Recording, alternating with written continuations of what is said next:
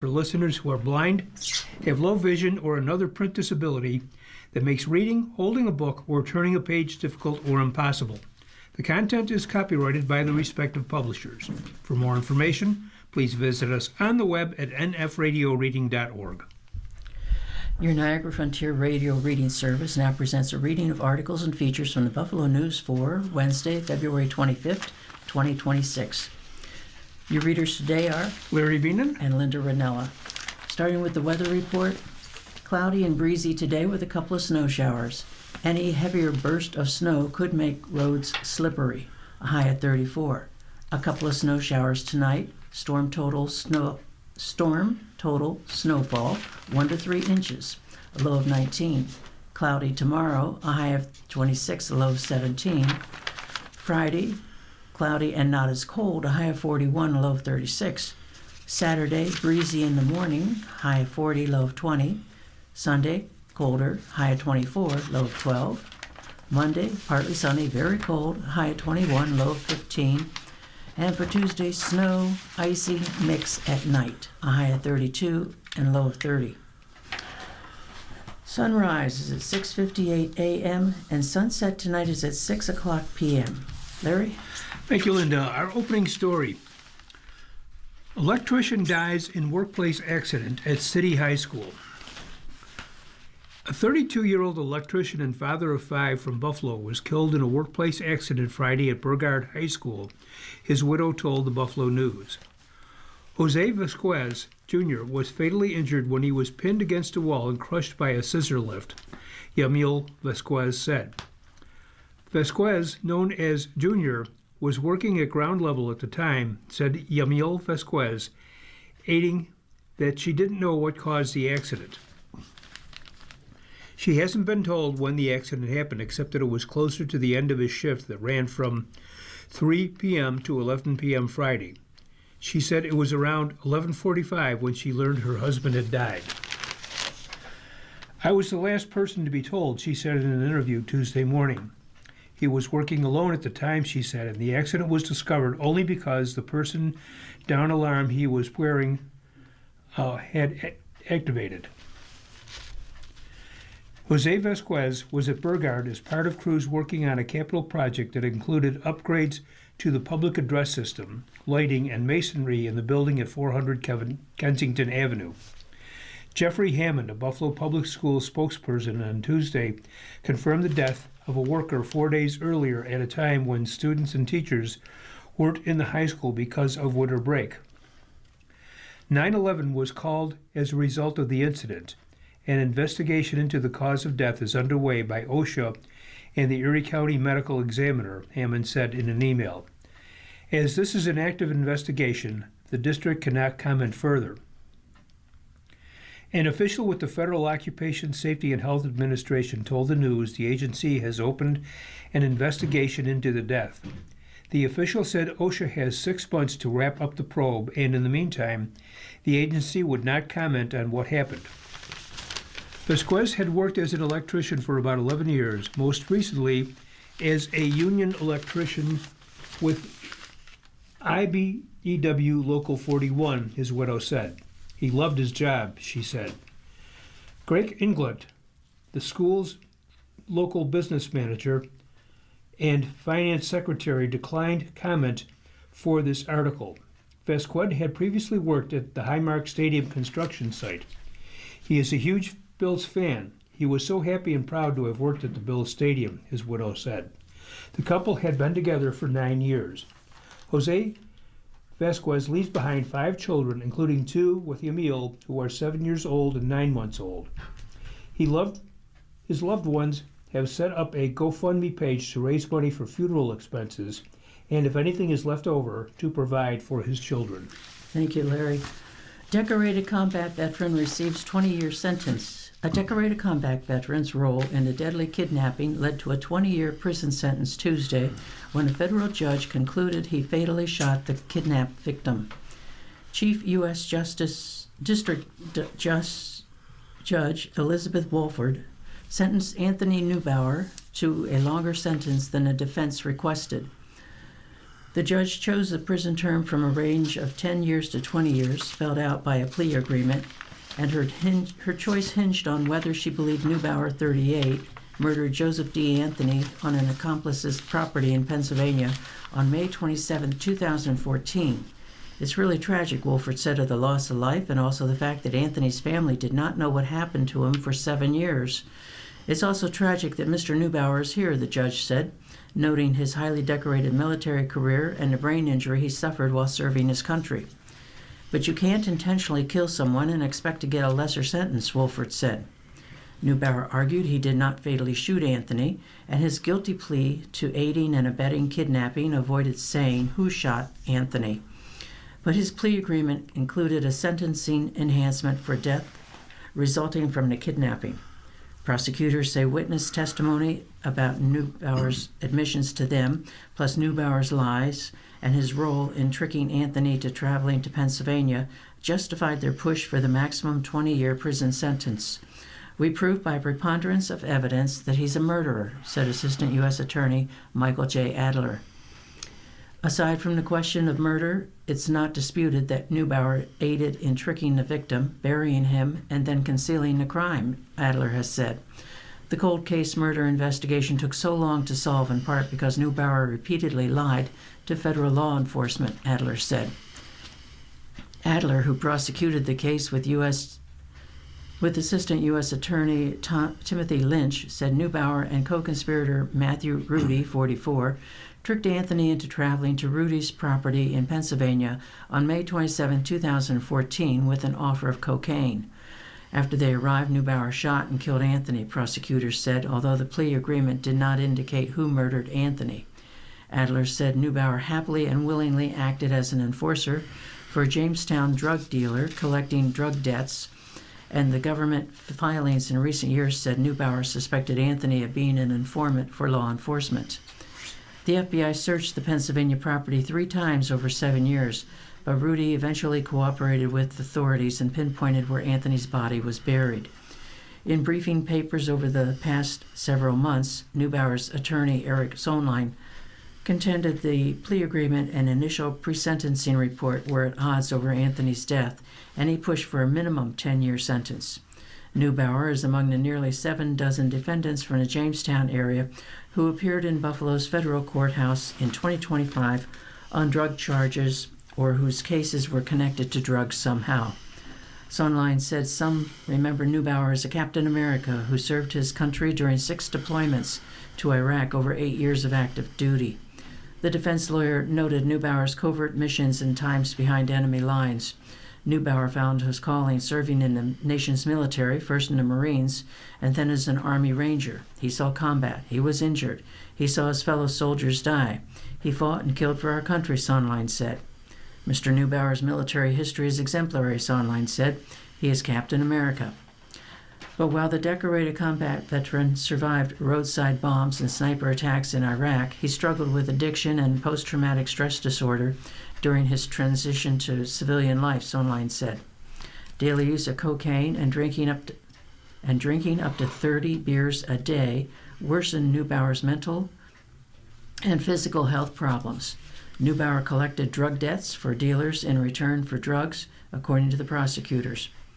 Neubauer never paid for any of the cocaine he consumed, Sonlein said. Wolford was supposed to sentence Neubauer last year, but postponed it so she could hold an evidentiary hearing into whether Neubauer shot and killed Anthony. At the November 19th evidentiary hearing, a former girlfriend of Neubauer's testified that he confided in her years ago about the killing, saying Neubauer told her that he pretended to be hurt falling down a hill, and that when Anthony went down to help him, Neubauer shot him. I don't feel like he was bragging about it, the former girlfriend said at the hearing, recalling the two were lying in bed when Neubauer talked about what had happened. I felt like he didn't want to carry it. I thought she was entirely credible, Wolford said Tuesday. I'm sorry for what I did that brought me here today, Neubauer told the judge when given the opportunity to speak. I'm sorry to everyone I hurt. I'm sorry I turned to drugs. I'm deeply sorry for Joe's death. He said he violated his oath as a soldier and betrayed his family, but he promised to be a better person. Jeremy Anthony, the brother of Joseph Anthony, said in court that it has been almost 12 years since he last saw his brother. Until her death in 2020, his mother cried every night, not knowing what happened to her son Joseph, he said. Her obituary included Joseph as one of her surviving children, although it noted he'd been missing for 6 years. Jeremy Anthony said Neubauer and Rudy pretended to be his friends and accompanied him to bars to see if they could find someone bragging about causing harm to his brother. Neubauer was able to keep his secret for a decade while being friendly to the struggling Anthony family, Jeremy Anthony said. Larry? Thank you, Linda. Olympics over. It's back to business for the Sabres. Quest to end a 14-year playoff drought begins again.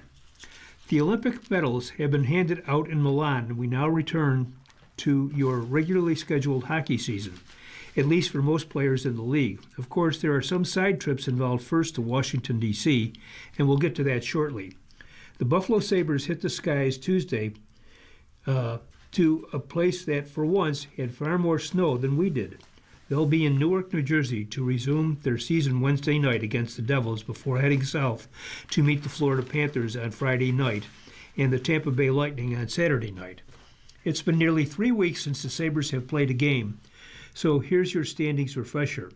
They have a record of 32, 19, and 6 for 70 points, putting them fourth in the Atlantic Division, tied for fifth in the Eastern Conference, and tied for 8th overall in the NHL. There are 25 games left in the season.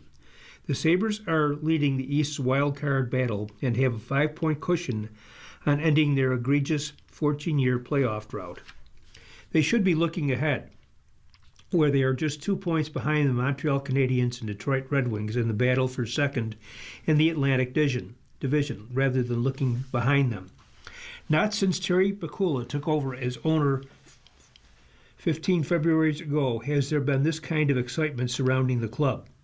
You have to love Captain Rasmus Dahlin's return to practice Monday in Lecom Harbor Center. First of all, he looked terrific on the ice in his return from being the best player in Milan for his native Sweden. Then he came and talked to reporters and admitted to his crushing disappointment about the overtime loss to Team USA in the quarterfinals. But what was one of the first things Dahlin said when he went through his mind after the loss? I switched my focus right away to Buffalo. We have a really good thing going on, and now the fun begins. It sure does. Those 25 games will include 3 more against East leading Lightning, plus 2 against former captain Jack Eichel and the Vegas Golden Knights, 2 against 19-year-old Canadian Olympic star Macklin Celebrini of the San Jose Sharks. There will be visits to Buffalo by the Red Wings, Boston Bruins, and Toronto Maple Leafs, and an April 15th finale against Dallas that the Sabres have just announced as Tage Thompson's bobblehead night. Dahlin, of course, will be in the lineup against Wednesday. Things are far murkier for Team USA players like Dahlin, the Sabres' leading goal scorer, with 30. I was completely in favor of the Sabres telling Thompson to meet them in Fort Lauderdale for practice on Thursday so he would be ready for this weekend's back-to-back with the Panthers and Lightning.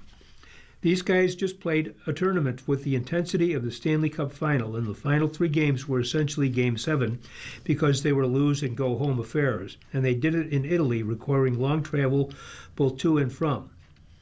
It's playing the long game to protect the player, so he has proper rest and is ready to play Friday.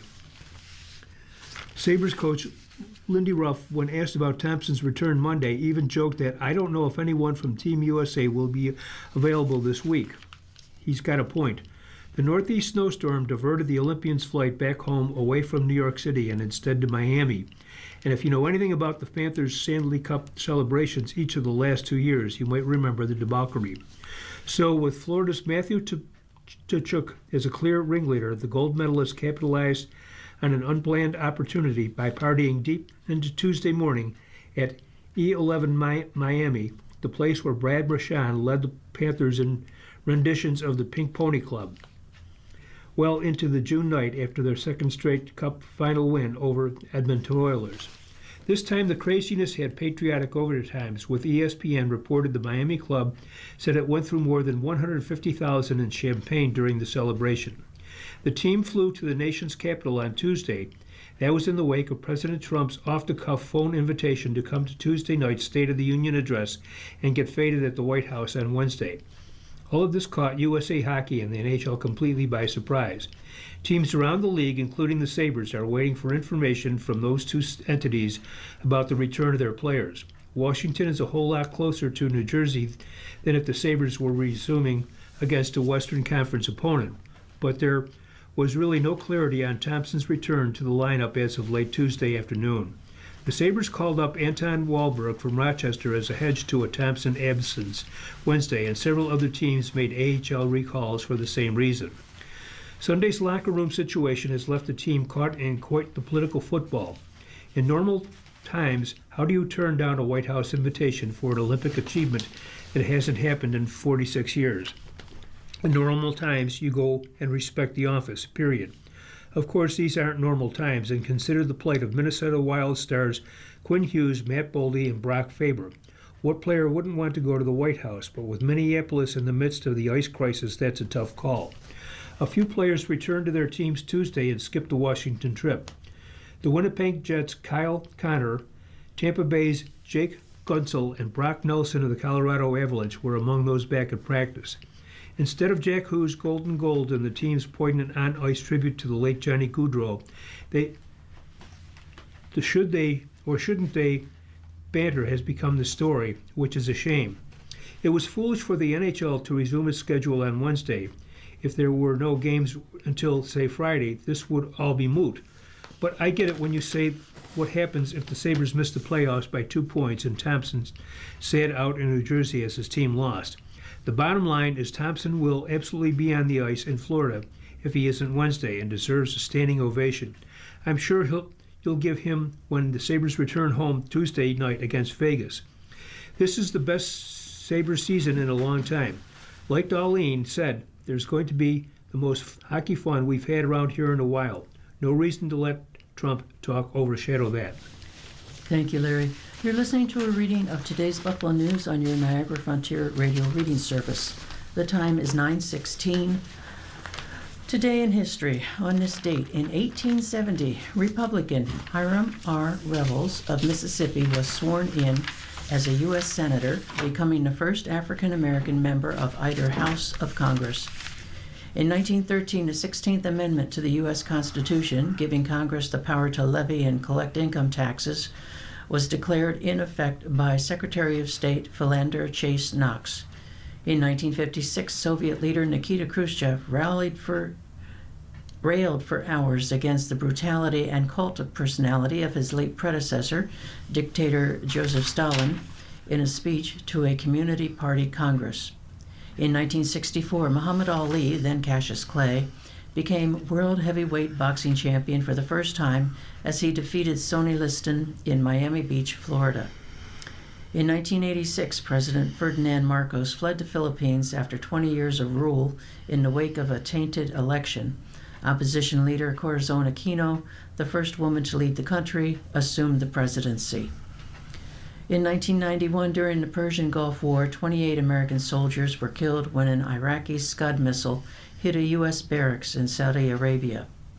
In 1994, American-born Jewish settler Baruch Goldstein opened fire with an automatic rifle inside the Tomb of the Patriarchs in the West Bank during the Islamic holy month of Ramadan, killing 24 Muslims before he was beaten to death by worshippers. Larry? Thank you, Linda. The local Buffalo News editorial. A new era. Fate of St. Anne's School suggests shift in city's stance on demolitions. The long-suffering St. Anne's Catholic Church complex at Broadway and Emsley took a devastating blow January 15th when a 4-alarm fire turned its former school into a vacant shell. There's some hope. The building's owners, who also own the adjacent church, still may be able to take advantage of historic tax credits to rehab the gutted structure, which retains its imposing brick facade. As reported by the News' Justin Sondel, according to Deputy Mayor Thomas Baines, there's a chance the owners, Muna Center of Buffalo Incorporated, may be able to fund partial demolition and reconstruction. Even if the building must be completely demolished, Mayor Sean Ryan promises that the demolition costs, approximately $2 million, won't be borne by the city of Buffalo. The owners will be responsible. While it will be depressing to see another piece of Buffalo history face the wrecking ball, Ryan is right that the city should not be footing the bill, though it has done so many times in the past. In 2025, which was a light year for demolitions due to reduced funding lines, the city performed 45 demolitions totaling $1,441,099, according to data from the mayor's office. Most were fire-damaged properties whose owners, for whatever reason, did not pay the emergency demolitions. Prior to Ryan's statement, an emergency demolition order had been issued for St. Anne's School, but it was halted when the administration and the city's preservation board stepped in to explore other options. Again, regardless of outcome, this is good news. Knee-jerk demolitions have too often been the standard operating procedures after fires, even smaller ones that did not cause structure-wide damage. Ryan has good reason to state, as he did on this occasion, the city of Buffalo has often operated with a demolition-first mentality that has cost taxpayers millions of dollars and led to the unnecessary loss of much of Buffalo's historic architecture. It must be admitted that the outlook for this seriously damaged roofless structure is not promising, but it is encouraging that Ryan is starting out by placing accountability for damaged or deteriorating structures where it belonged, where the owners are. For too long, countless Buffalo property owners have stood by as their buildings crumbled. Some have blamed the city, the neighborhood, or other convenient scapegoats for the status of these structures. Others have ignored the problems from the safe distance of other municipalities or states. Eventually, many got what they wanted: demolition without accountability. If the city had reduced a funding line for demolition in 2025, it had to be more robust than the city's fund for preservation. That line doesn't exist, though a dedicated fund for stabilization of East Side commercial buildings was established recently with the help of Empire State Development. St. Anne's, long an East Side landmark, was in limbo for almost a decade as parishioners fought a 2011 Diocese of Buffalo order to close the church. In 2017, the diocese prevailed and the church was closed. It was sold to a Muslim community group in 2022 with the intention to transform the entire campus into an Islamic center, including educational facilities for Muslim scholars, as described on the Muna Center website.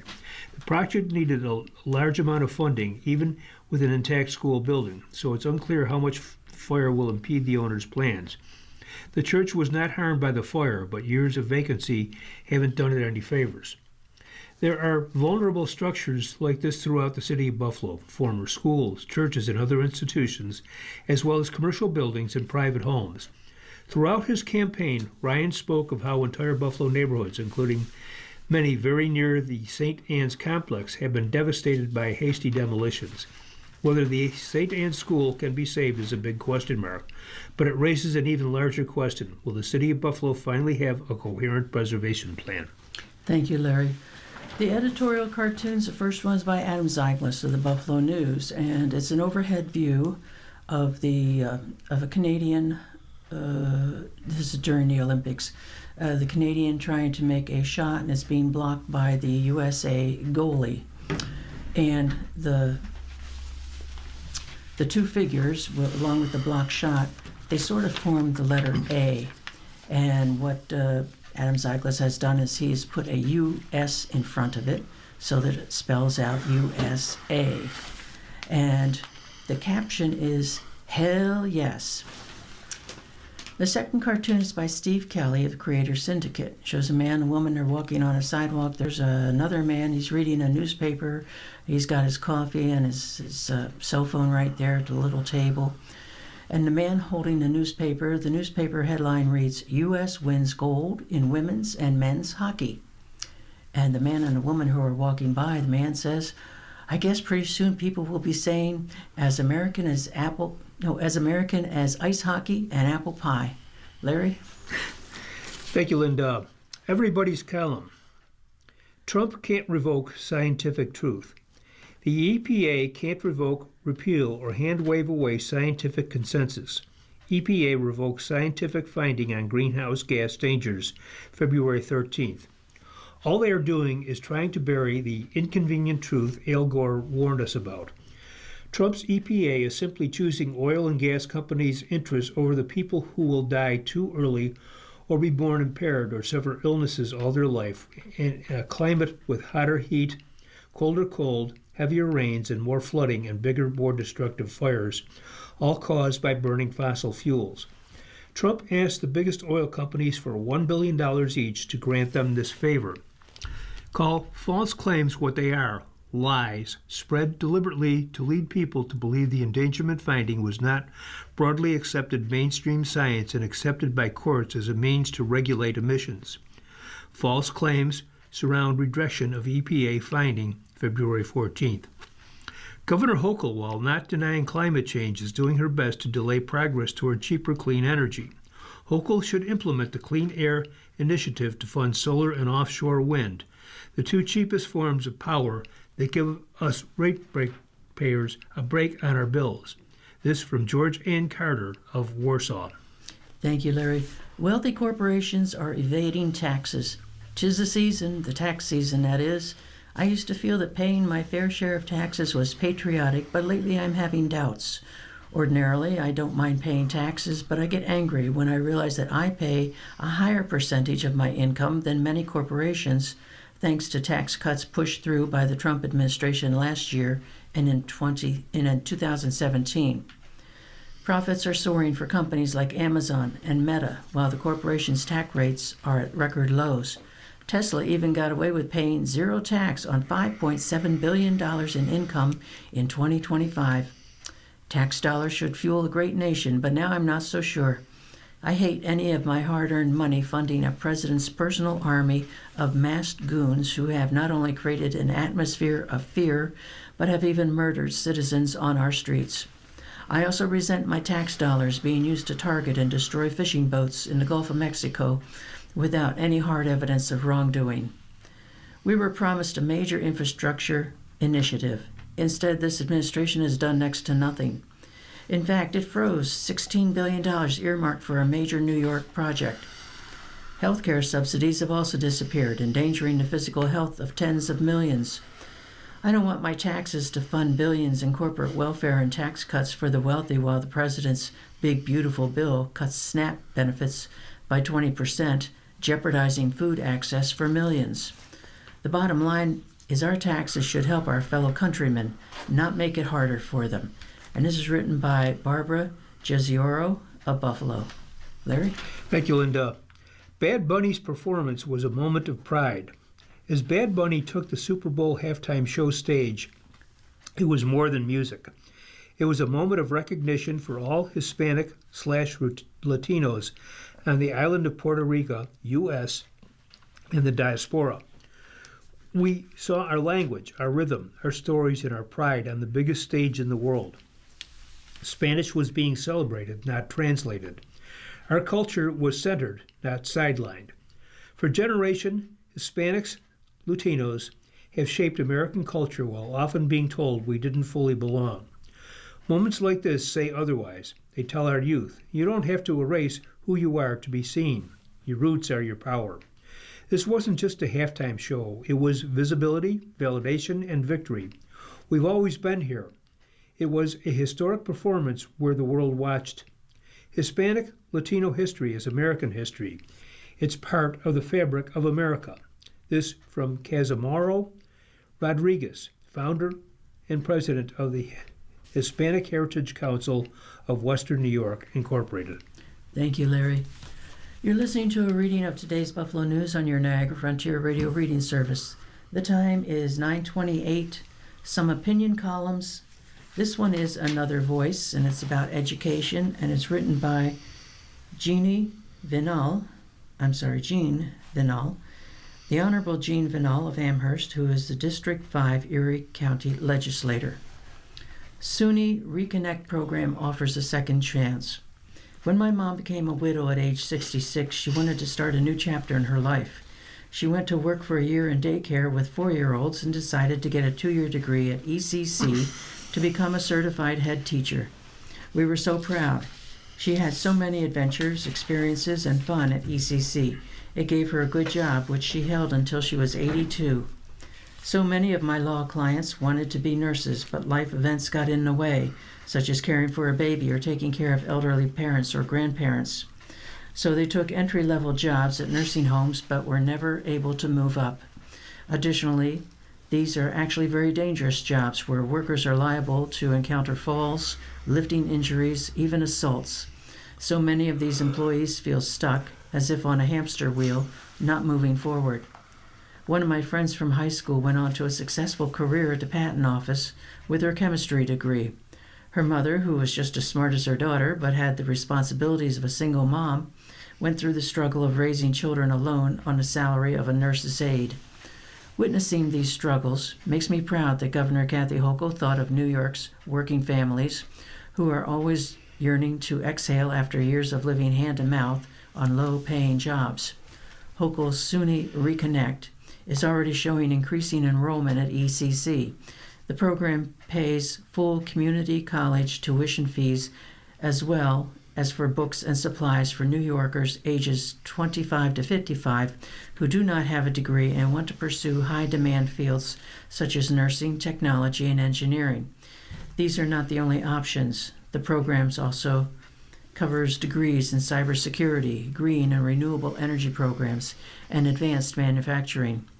A 2-year degree is shown to boost income by 18 to 20% and is a foundational step in career advancement. These programs emphasize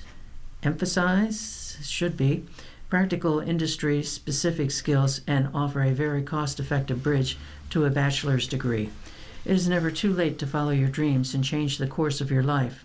This could be a great opportunity for you or someone you know who needs a change and who deserves a break. Larry? Thank you, Linda. The following is My View, and it is written by Joseph Spina of Amherst, and he believes in the teacher-student relationship. AI cannot top the Socratic method. In 1635, long before these United States came into being, early settlers recognized a need for an educated community. They believed that a good and thorough grounding in the basics guaranteed a successful life. As the country grew, communities sprang up and schools were essential. Horace Mann, born in 1796, promoted the Common School movement, which advocated publicly funded schools accessible to all children regardless of social class or background, a unique concept. My teaching career began in 1950, and over 34 years I saw many changes in educational philosophy. Periodically, somewhere in this country, an individual or group fashioned a new way to educate children, promising better results. Of course, they also promised cost efficiency and an easier job for the teacher. Over the years, shiny new concepts were generated, and they spread like wildfire. Sad to say, many of these brainstorms, after years of frustration, were cast aside because of inherent flaws.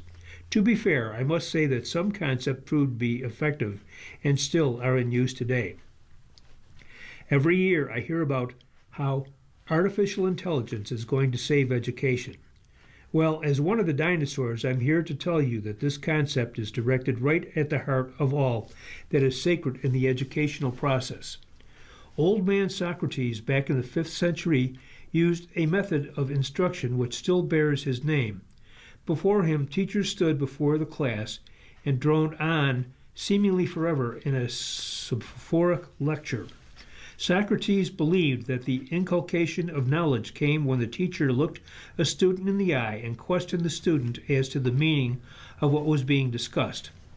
There is an intimacy in this process that cannot be found in the workings of even the most exciting technology. I must say that one of my greatest joys in teaching was to look into a youngster's face and see that an understanding had just been gained. If the student disagreed with a statement, he or she was free to question the teachers. Teachers can make mistakes, but they must own up to them. Students can spot a phony a mile away. This is the atmosphere in which to grow intellectually. A classroom without this intellectual challenge is a wasteland. My argument is worthless if I neglect to say that the crucial part of the Socratic process is the teacher. They must love what they are doing. That love should be communicated. The teacher-student interface should not be Sturm und Drang. There should be moments of levity and a kind of emotional bond. Let's be realistic. The classroom is a stage, and the successful teacher is an actor, and I am sad to say, part ham. My years in the classroom, the give and take, the signs of awakening wisdom are precious in my memory. The hours and days are long, but the rewards are great. The youth of our country is our greatest resource. We must handle it with great care. The interaction with minds does not happen with any of the mechanical gadgets that you might bring into the classroom. They might seem like the gateway to glory, but we must not forget what is most essential in education: the student-teacher relationship, as per Socrates. May it ever be so. Thank you, Larry. Diamond Lofts project finally, this is Buffalo. I'm sorry, this is Business and Financial News. Diamond Lofts project finally gets green-lighted. Decision comes after years of planning and negotiating. After more than 2 years of planning and months of back and forth with city officials and neighbors, the proposed $50 million Diamond Lofts redevelopment project on Main Street in Buffalo won city approval. Richard and Patrick McNamara received the green light from the Buffalo Planning Board Monday evening after addressing some of the concerns raised by the Linwood Avenue neighborhood. That clears the way for them to finalize plans and obtain financing for the 167-unit project at 1440 and 1458 Main. They weren't able to satisfy all the objections or their opponents, many of whom were delighted to see the neglected 7-story Diamond moving and storage building renovated, but didn't want the developers to construct a 5-story apartment building behind it. One Linwood resident who lives behind the project site said afterwards that the McNamara's hadn't done much at all to make changes. "I'm hugely disappointed in the way the whole process went about," said Pete Martin, a Linwood resident since 1976. "They never really budged an inch. There's nothing that they did of any substance." But board members disagreed, noting enhanced landscaping to screen the site and a step back in the upper floors as required by code to reduce the massing of the new building. And despite board members expressing some reservations at previous meetings, the developer's responsiveness was enough for unanimous approval by the board following weeks of meetings and public hearings. "I think they've gone over and above to comply with zoning and planning," said board member Leonard Ciolino. Both board members and the developers also noted that the project could have been designed differently had the McNamara's been able to purchase a former police precinct building at 1446 Main, which sits between the two properties. But the city had already sold it to Mir Ahmed of Amherst, who planned to renovate it into a mixed-use office building. And despite the developers offering him $600,000, 4 times what he paid, he would not sell. That has forced their hand in terms of design decisions, board member Scott Billman said. They've done the best they can without having that space. Even so, board members said the project would be a significant improvement for the 1.7-acre former industrial site, as well as the larger Middle Main Street area around it. "Some of my concerns have been alleviated," said board member Martha Laparelli. "This is definitely a project that Main Street needs." The McNamara's, owners of R.E. McNamara in Clarence, want to renovate the 52,724 square foot Diamond Moving Building at 1440 Main Street into 49 apartments, while erecting a more expansive L-shaped apartment building behind it to the north at 1458 Main with 118 units. The developers want to make the units in the historic building affordable at 80 to 100% of the area median income, while those in the new building may be sold as condos.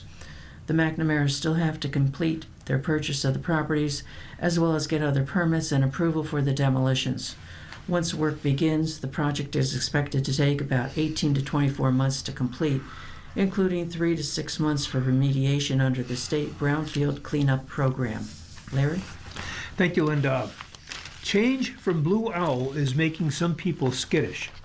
New York. There is, once again, something shady happening on Wall Street. The drama du jour comes from the world of private credit, which is part of a vast opaque industry known as shadow banking. At the center of it all is Blue Owl Capital, an asset manager specializing in private debt financing.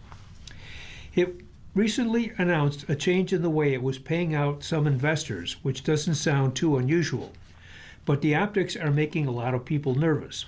To be sure, just because it's private doesn't make it illicit, but it does shield borrowers, most of whom are not public entities, from the scrutiny of shareholders and many regulators. The terms of those loans are known only to the parties involved. The sector also tends to take on high-risk loans that conventional banks won't touch, and private credit operates outside the strict regulations that force conventional banks to build redundancies into their businesses, which again may be totally fine.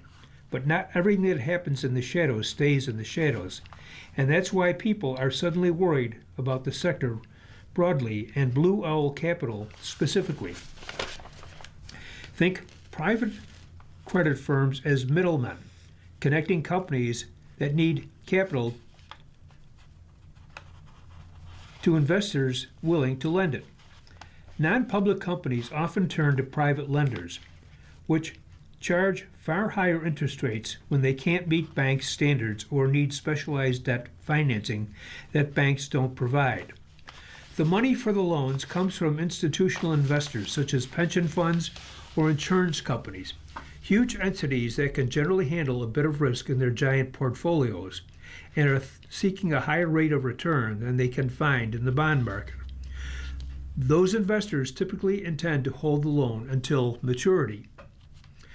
Private credit markets aren't new, but they have exploded in popularity since 2008, when the global financial crisis prompted regulators to impose tighter restrictions on bank lending in an effort to curb systemic risk. When banks curbed lending, private funds stepped in to fill the void. In doing so, they created a huge, deeply complex and opaque market. Between 2020 and late 2024, the U.S. private credit market alone has more than doubled to $1.3 trillion, according to the Federal Reserve Bank in New York. Blue Owl Capital is a major player in private credit. Last week, it rattled the market when it abruptly announced it would restrict investors in one of its private funds from taking their money out at previously set quarterly intervals. Instead, Blue Owl said it would sell off assets and use the proceeds to pay investors back on an unspecified timeline. When Blue Owl sold those loan assets, it collected nearly their entire value, a potential sign that the market isn't too worried about private credit. Blue Owl managers framed it as an innocuous schedule change designed to return investors' money faster than initially planned. But some investors read it as another sign of trouble in private markets. Mohammed El-Erian, former CEO of PIMCO, wondered on X whether the news was a canary in the coal mine moment, similar to the run-up to the 2008 financial crisis. In a statement, Blue Owl said that contrary to what has been reported by some, we are not halting investor liquidity in the fund, known as OBDC2. In fact, we are accelerating the return of capital. In an interview with the New York Times, Blue Owl's co-president, Craig Packer, said the loan sale was an unequivocal, extremely positive thing for our investors. But there have been some troubling events that have put Wall Street on edge about private credit space for months. This past fall, the back-to-back bankruptcies of First Brands, an auto parts supplier, and Tricolor, a subprime auto lender, sparked a brief sell-off when it became known that mainstream banks were exposed to those subprime borrowers. Mainstream banks both compete with private lenders and enable them. Big U.S. banks have made about $300 billion in loans to private credit providers, helping fuel the expansion of the sector, according to Moody's. Thank you, Larry. Tariff refunds not on the horizon. The government is on the hook to refund $134 billion and counting worth of tariff revenue collected from President Trump's most sweeping tariffs, which were rendered illegal by the Supreme Court last week. How much of that will consumers who paid for steep tariffs via higher prices get back? Almost certainly nothing. That's because consumers paid for tariffs indirectly. They're mostly not the ones making the actual payment to the government. When, and perhaps if, any funds are returned, they'll go to what's known as the importer of record, the party that paid the initial tariff bill. Think Costco, Walmart, Target, etc.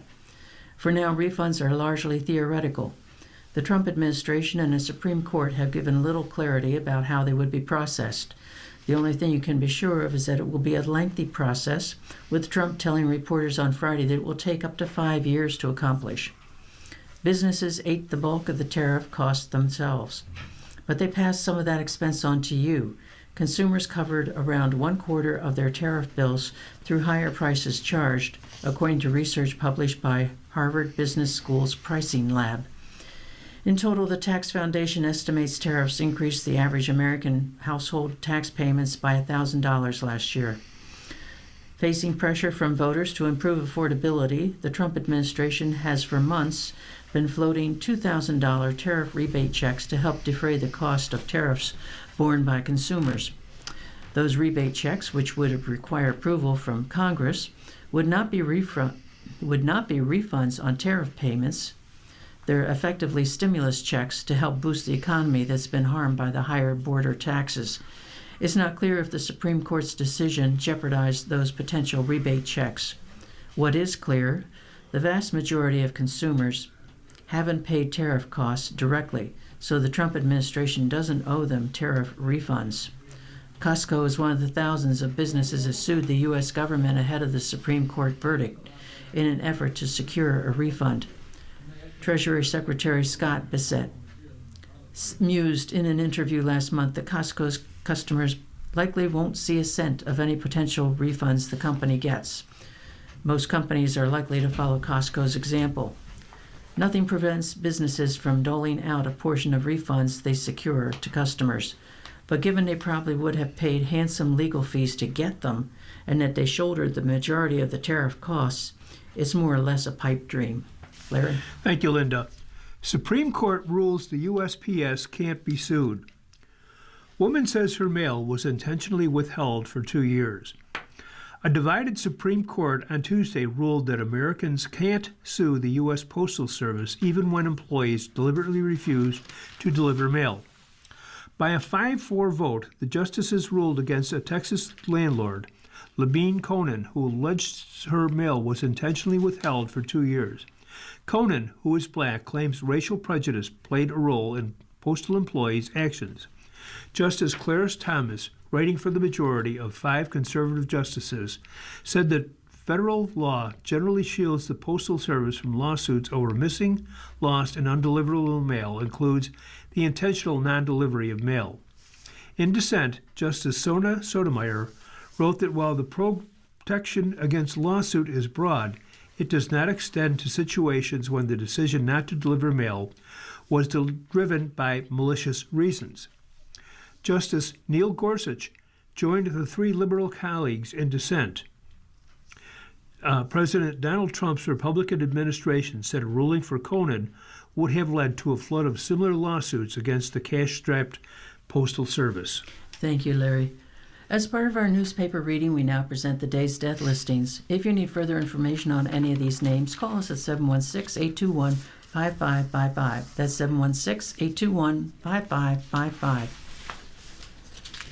Alexis Charles, Andrzejewski David, Christian Terry, Corbo Patricia M. Nate Powers, Duffy Edward Jr., Elbers Lorraine, Giangardella Alice, Gear Jeffrey, Guadagno Doreen S. Downs, Georgia Patricia Susan Bunny née Naples, King James, Cozen Kenneth, Mauzos Maria M.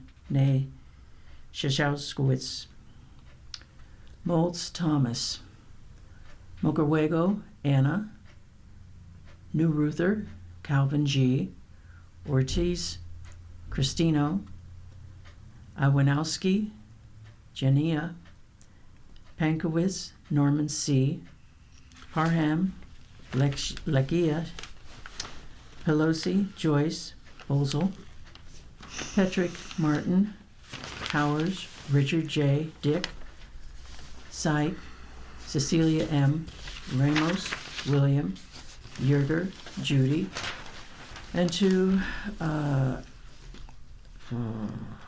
national obituaries here. Robert Carradine, the youngest of his prolific Hollywood family and whose biggest hit was the 1984 comedy Revenge of the Nerds, has died at 71. In a family statement on Tuesday, they said he lived with bipolar disorder for 2 decades. His brothers told Deadline that Carradine died by suicide. And Willie Colon, the Grammy-nominated architect of urban salsa music and social activist, died Saturday. He was 75. Over his decades-long career, the trombonist, composer, arranger, and singer produced more than 40 albums that sold more than 30 million copies worldwide. He collaborated with a wide range of artists, including the Fania All-Stars, David Byrne, and Cecilia Cruz. If you need further information on any of these names, please give us a call at 716-821-5555. That's 716-821-5555. Larry? Thank you, Linda. Royal Stars by Georgia Nichols. Happy birthday for Wednesday, February 25th, 2026. You have passionate convictions and ideals. You are compassionate and empathetic, especially toward animals. This is a year of new beginnings, adventures, and major changes. The stars show the kind of day you'll have. 5 dynamic, 4 positive, 3 average, 2 so-so, 1 difficult. Aries, 3 stars. Today, Mercury goes retrograde until March 21st, triggering unusual dreams, especially dreams from your past. Tonight, home and family. Taurus, 2 stars. In the next month, old friends will resurface in your world in person, online, or in dreams and thoughts. Tonight, discussions. Gemini, 3 stars. The next month is interesting because Mercury retrograde is at the top of your heart, attracting old job offers and contacts with former bosses and past clients. Tonight, check your belongings. Cancer, 2 stars. For the next month, Mercury retrograde will help you finish school projects, manuscripts, and screenplays. Tonight, you win. Leo, 3 stars. You might become obsessed about something in the next month due to Mercury retrograde, which begins today. Delays or revisions might be necessary with financial matters. Tonight, enjoy privacy. Virgo, 3 stars. Look your best when you go out. You will encounter ex-partners, ex-spouses, and old friends in the next month, in person, online, or even in your dreams and your thoughts. Tonight, be friendly. Libra, 3 stars. The next month, Mercury retrograde will do 2 things. It will encourage goofy mistakes, delays, and mixed-up communications in your job. Tonight, your notice. Scorpio, old flames are bound to be back in your world in some fashion in the next month. You might come across them online or in social media. Tonight, explore and learn. Sagittarius, 2 stars. Stock the fridge because relatives you haven't seen for a while might be camped in your home at some point in the next month because of Mercury retrograde. Tonight, check your finances. Capricorn, 3 stars. Be mindful of your transportation because Mercury retrograde will cause delays for you in the next month. Car problems, delays, etc. Tonight, cooperate. Aquarius, 3 stars. Keep an eye on your money and possessions because Mercury retrograde will create confusion in these areas in the next month. Tonight, get organized. Pisces, 2 stars. Mercury will be retrograde in your sign for the next month, attracting people from the past back into your world. Tonight, relax. Thank you, Larry. Hints from Heloise. Flowers are not just for the dead. Dear Heloise, while I agree with Daniel D's mother that flowers are best enjoyed by the living, I had to share with you that my late mom said flowers are for the dead when, as a kid, I presented her with a bouquet from her garden. However, later in life, she really did seem to enjoy the birthday and Mother's Day arrangements that I would send when I couldn't be present to spend the day with her. That's from Lori. Lori, whenever I visited someone and stayed at their home, I arranged to have flowers sent to my hosts as thanks for their hospitality. Everyone I knew loved receiving flowers, especially since they were usually yellow roses. That's from Heloise. A very short story. Dear Heloise, I am a short woman responding to short people problems. I prefer to shop from 6:30 a.m. to 8 a.m. because the grocery stores are empty. No one is usually around to help me if there is an item I cannot reach. I started carrying a grip and grab gadget, which is very handy but 30 inches long. Then I found a toy grabber that is only 18 inches long and fits nicely in my bag. Problem solved. Several people wanted to know where I got it. A sporting goods store. That's from Karen. Wheeling in germs. Dear Heloise, I'd like to give a hint that I started using when I got new luggage. I have continued using it ever since. I clean the wheels on my suitcase when I get back from a trip. The rag is black from all the dirt. You'd be shocked at how dirty they are. Have a great day. That's from Rhonda. Rhonda, having traveled as much as I have, I agree with you. The wheels on luggage roll over all kinds of dirt and puddles, picking up a ton of germs along the way. I clean the wheels of my luggage too. From Heloise. No more tears. Dear Heloise, rather than chilling an onion to stop yourself from tearing up, stick your tongue out and breathe through your mouth when cutting. It works. That's from ESN. Larry, let me know if it works. Microwave cooking. Dear Heloise, here's an inexpensive and easy way to make fluffy eggs without using a stovetop. I add 2 tablespoons of water to 1 egg, mix it well, and microwave it for about 48 seconds.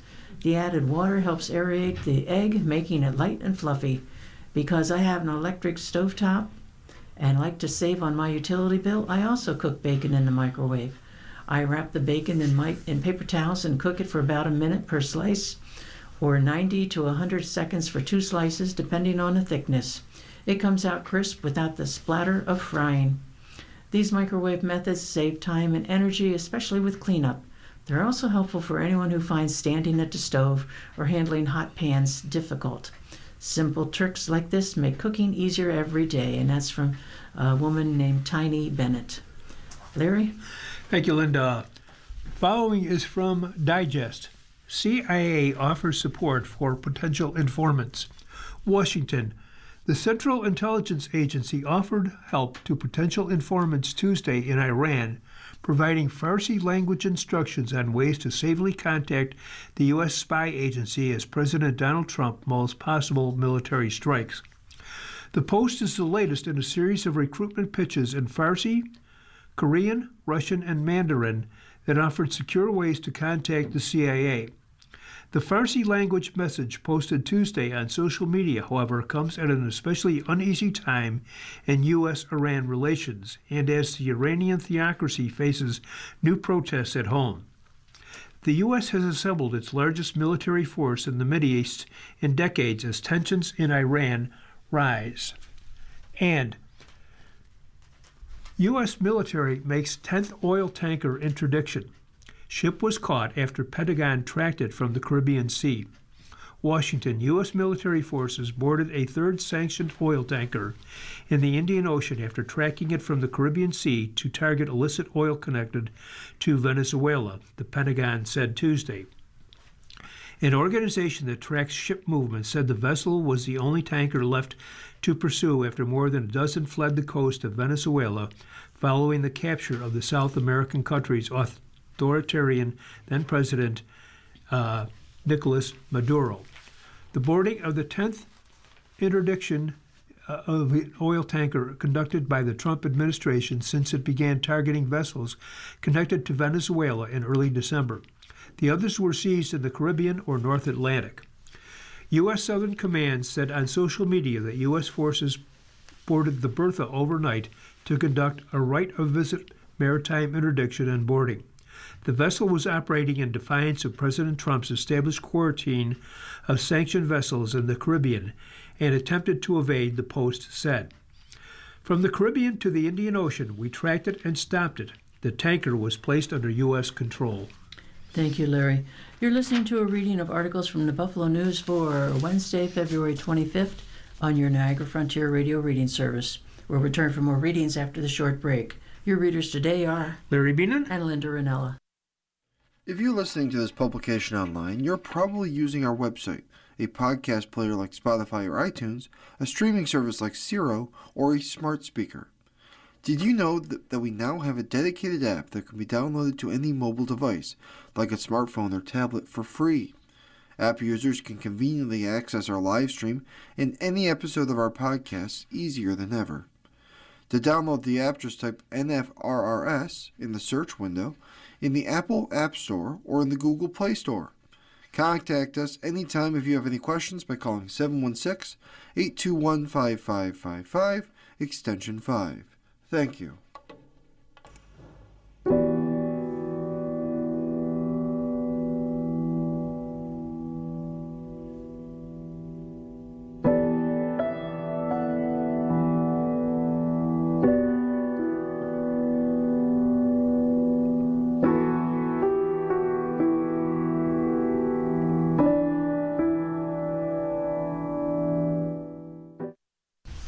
We'll continue now with our reading of articles from today's Buffalo News. Your readers are Linda Ranella. and Larry Beanon.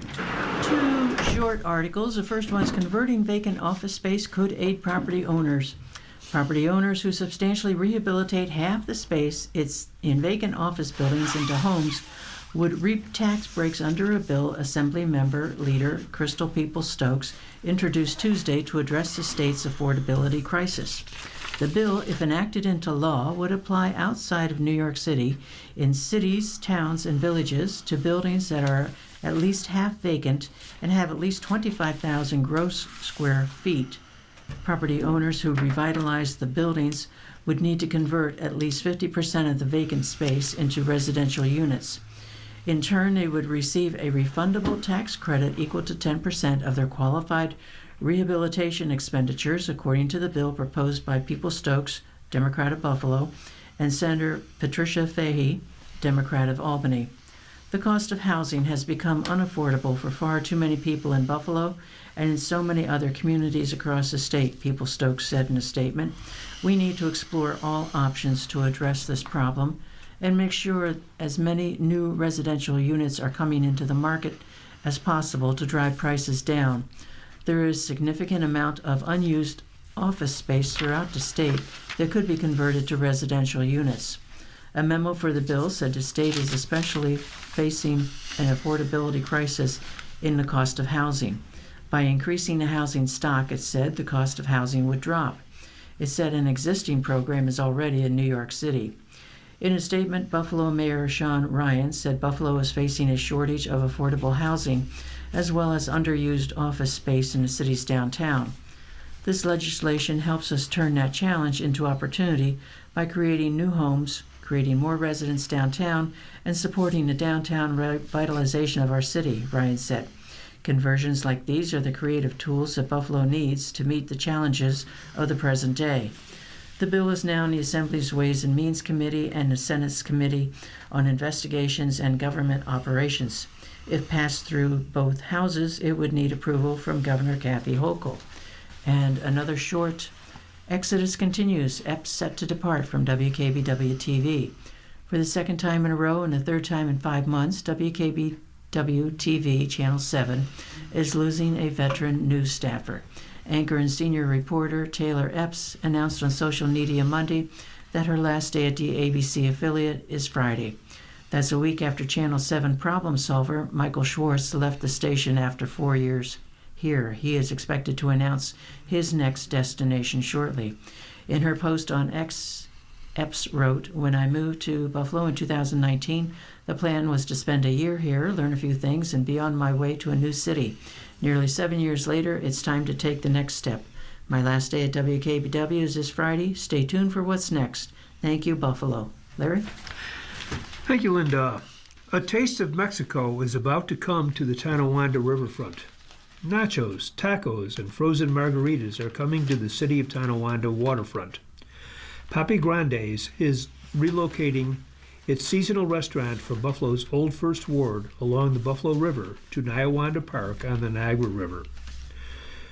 Jimmy Spano, who owns Papa Grande's, with his wife Courtney, said they hope to open the new location in time for the Cinco de Mayo holiday. The Mexican-themed restaurant will go into the city-owned park in a spot between the band shell and a public bathroom. We're going to be hiring a lot more employees. We're really excited. We're going to be hiring for a full summer down there, Jimmy Spano told the Buffalo News on Tuesday. The Tonawanda Common Council last week approved a 3-year lease for the site with Spano Enterprises, LLC, which will pay the city $11,000 the first year, $11,500 the second year, and $12,000 the third year of the agreement. Mayor William Strasburg II said he hopes the restaurant will convince more cyclists, joggers, and park visitors to stop and spend extra time in Tonawanda. I think the more people that we can get down here to take a look and take a minute to take it all in instead of just passing through is to the benefit of the whole city, Strasburg said in an interview. Papi Grande's has 2 year-round restaurants on Maple Road in Amherst and on West Main Street in the village of Lancaster. Jimmy Spano said the company has operated a seasonal restaurant on Ohio Street, not far from Resurgence Brewing Company, for the past 4 years.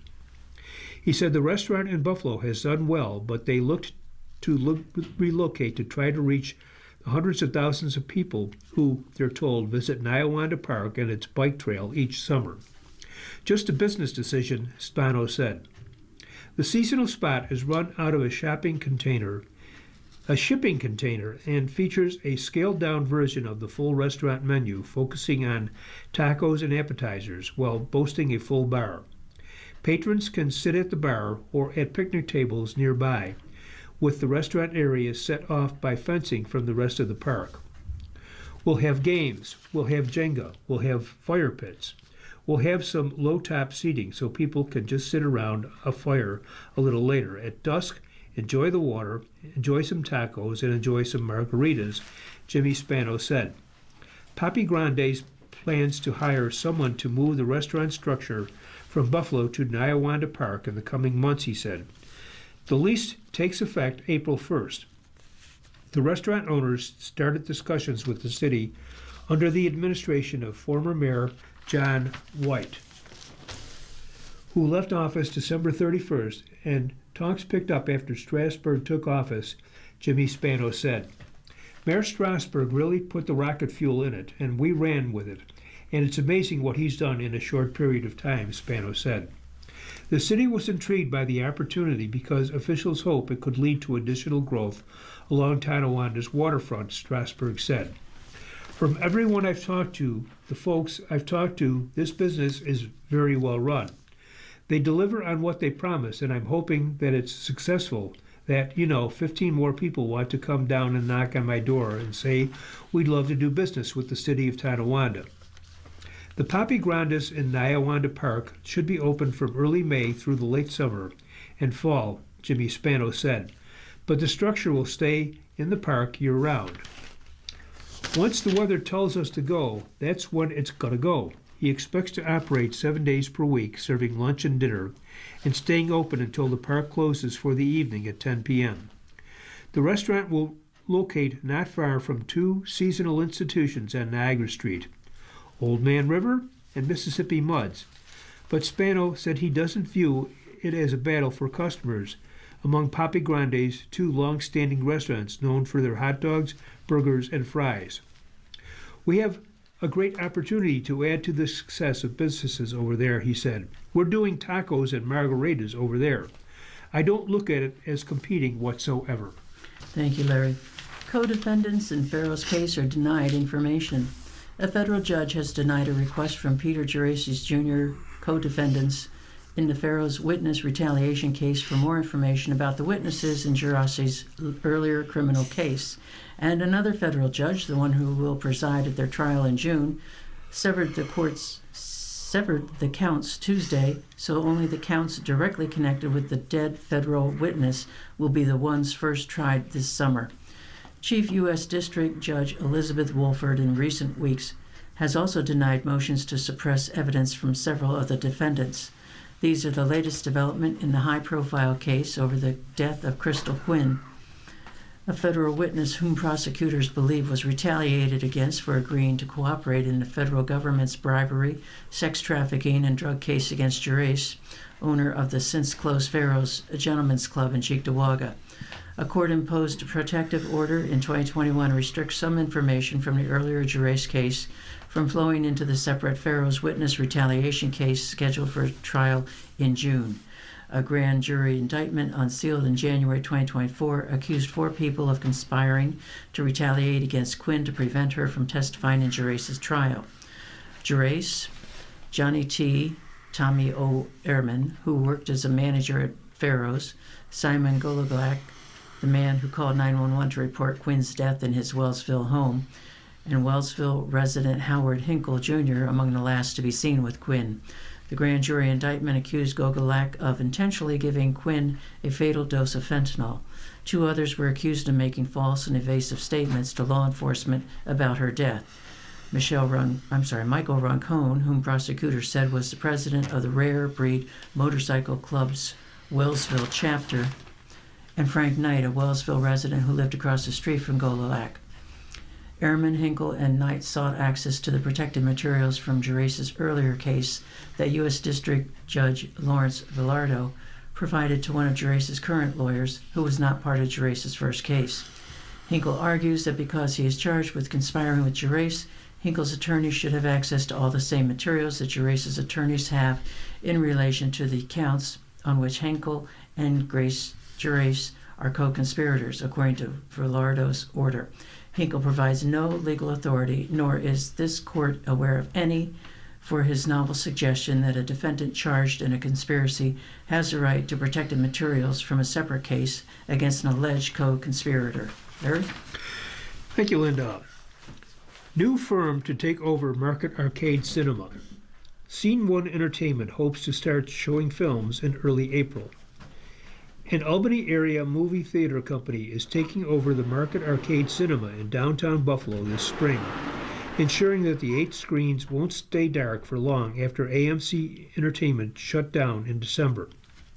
Schenectady-based Scene One Entertainment, which operates 6 theaters in 4 states under Scene One Cinemas and BTM Cinemas, has signed a lease of up to 20 years with property owner Benchmark Group to begin running the 8-screen downtown theater located at 639 Main Street.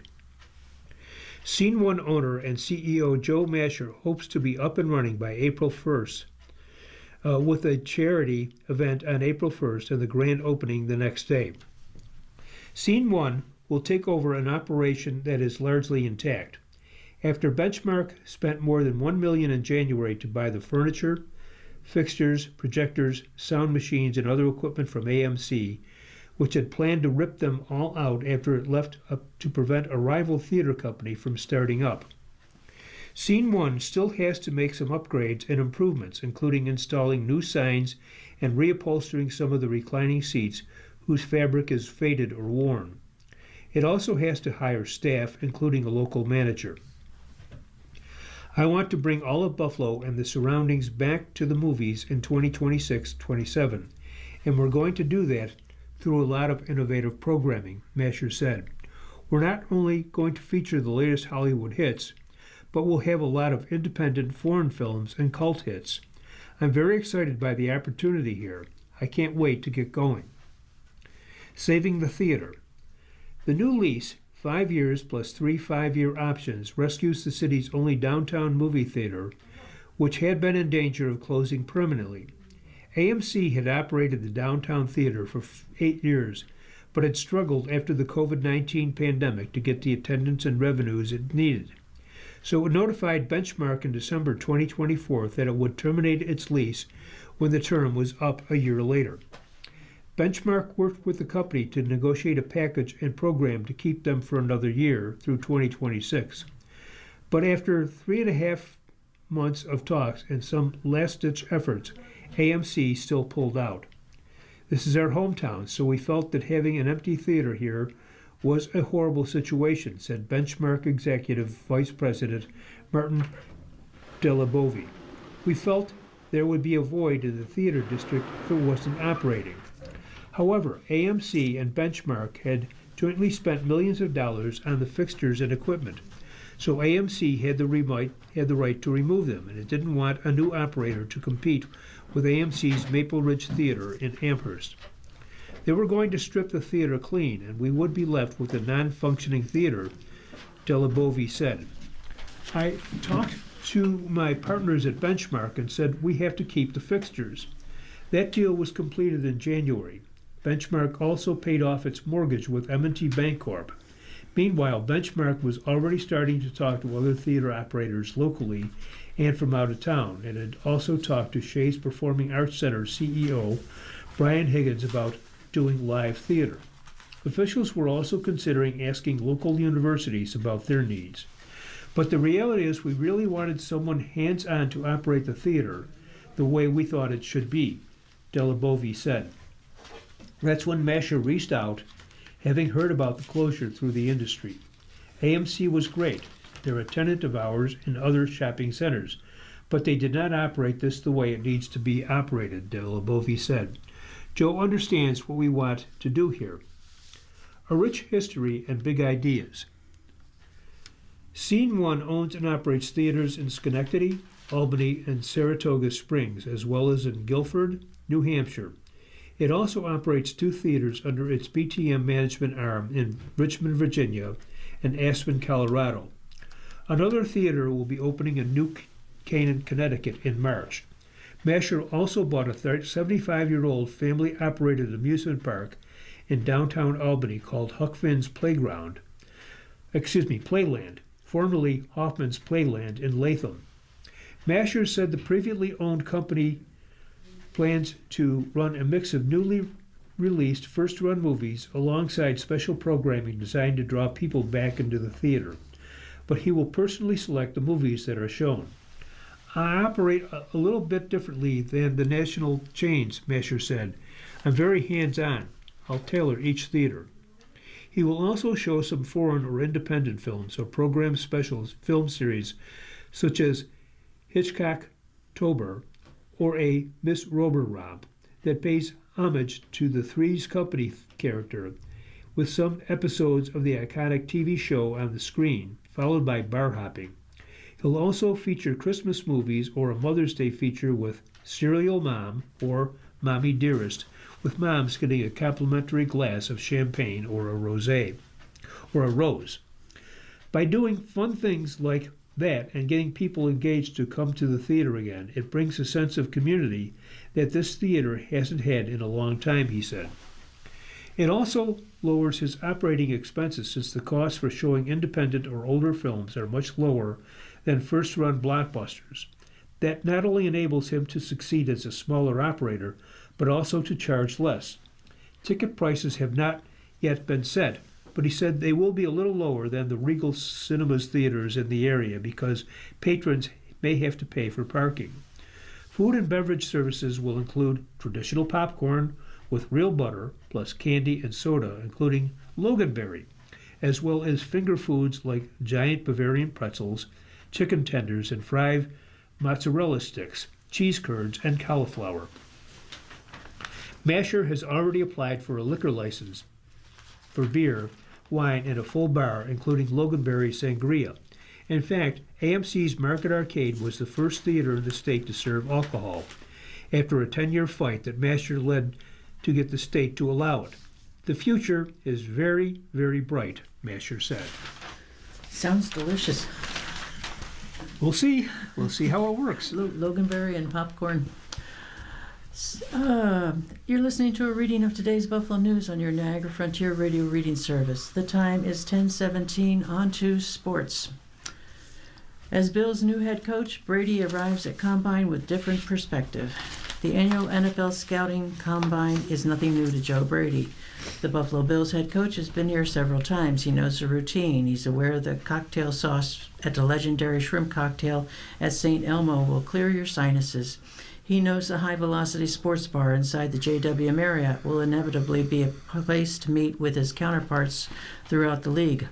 Work in the NFL long enough and these things become routine this time of year.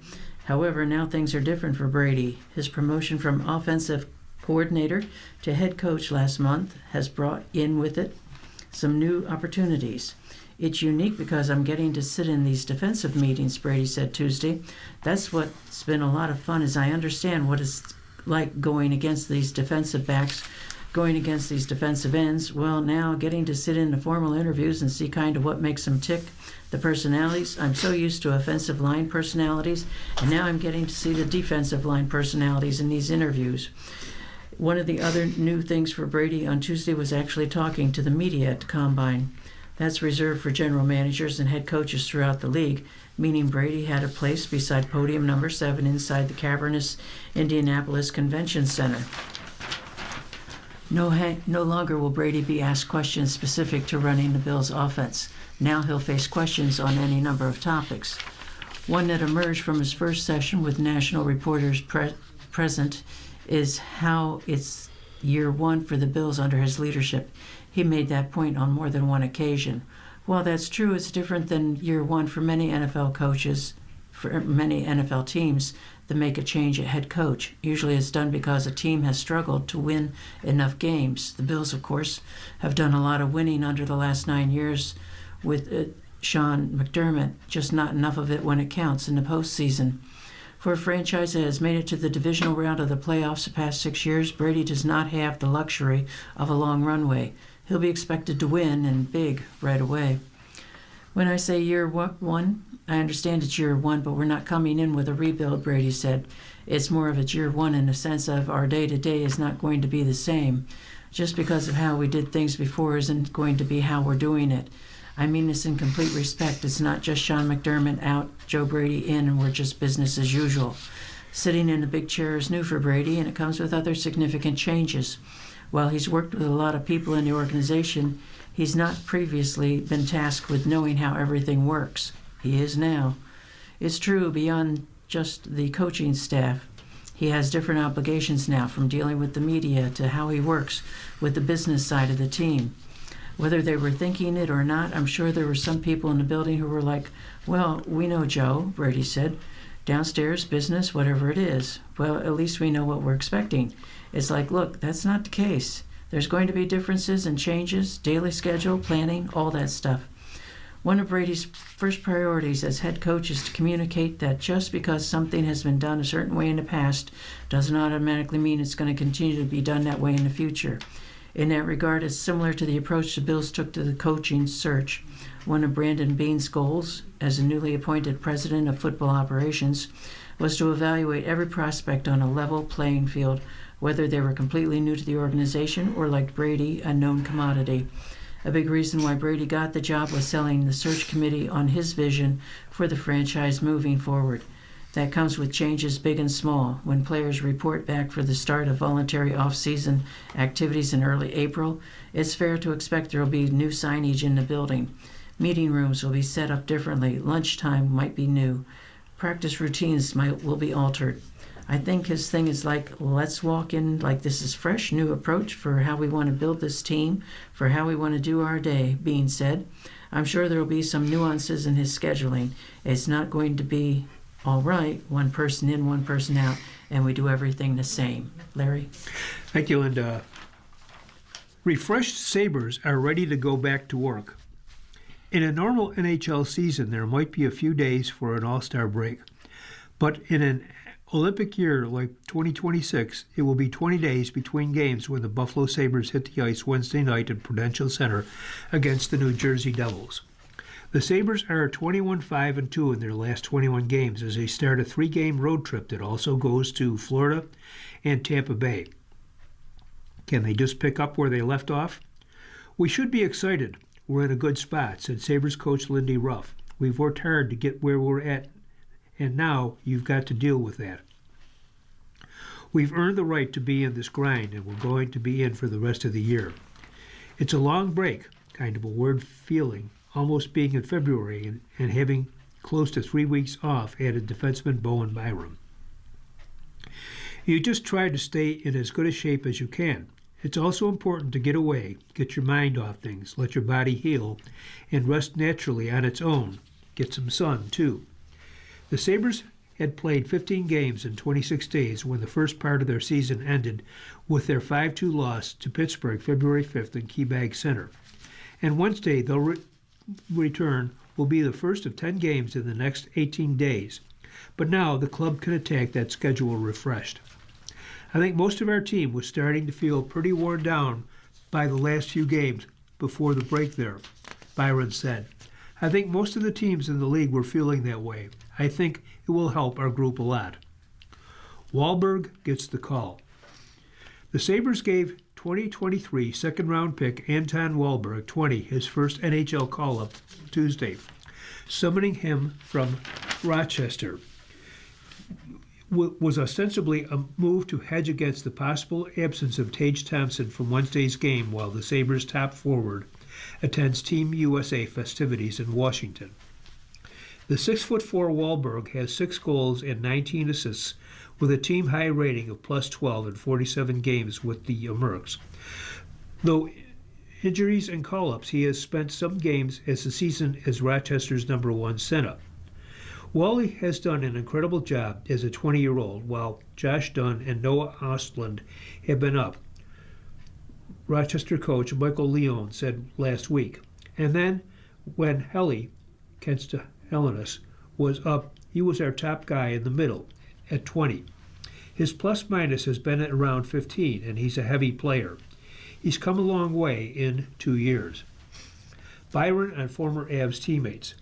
Byron won a Stanley Cup in 2022 with Colorado when his teammates included Team Canada Olympic stars Nathan MacKinnon, Cale Makar, and Devon Toews, who were all central to their team's defeat against Team USA.